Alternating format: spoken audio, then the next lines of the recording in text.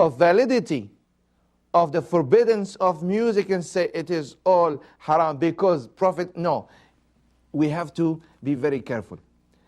Other than that, all the hadiths, rest assured, and I challenge anyone to bring authentic hadith, there is nothing clear-cut that tells you such thing. Now, we all know by common sense, and we spoke about common sense earlier, we do not want to go to 101 and 2. We talk about 401 level, which means I don't want to tell you that, well, we're talking about the kind of music, and we all know that we talk about the music that might be talking about family values, talking about issues that, personal issues, music of celebration of weddings, aqiqah, new birth, music that is spiritual, music that is creating this atmosphere of happiness in Eid. The Prophet himself did tell to Aisha, his wife, he told her, this is a wedding, why aren't you singing something? Not only that, he gave them the lyrics, Ataynakum, Ataynakum. He said, it's a wedding. This is not a funeral, it's a wedding. So create the atmosphere of celebration. Now there are many reports that do confirm not only tambourine, there were whatever available in that society as instruments, they were used. So who documented this? Great scholars like Imam al-Ghazali, who is known by Muslims as being called Hujjat al-Islam, the proof of Islam. He said, it's all based on what to use it for.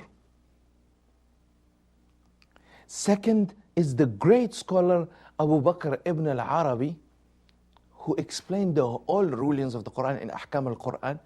He said, we haven't found anything authentic in confirming that it is not allowed.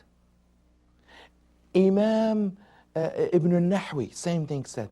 Great scholars such as Ibn Hajar, a great scholar such as Ibn Hazm, who said that this hadith should not be taken, and even in his treatise he said that nothing wrong selling the instruments. Because in his time, Muslims reached high culture in Andalus, and you remember that the guitar and many instruments were actually made by Muslims and given to Europe and other nations.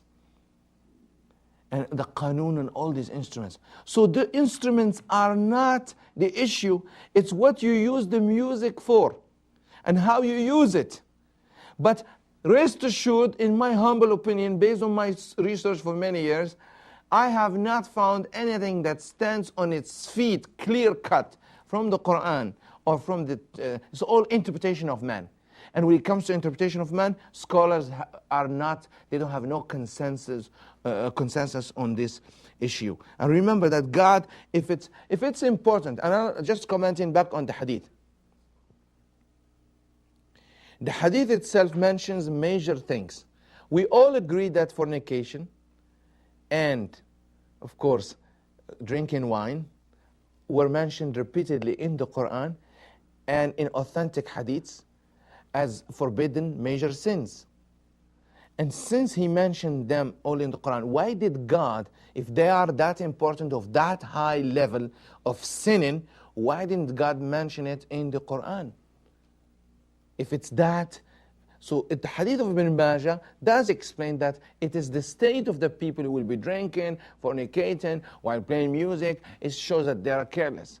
But we have enough sources to confirm the following.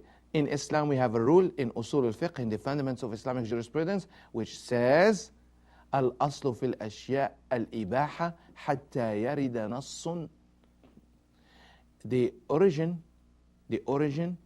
and this is how we proceed, is that everything is allowed until a clear-cut text is shown as a proof.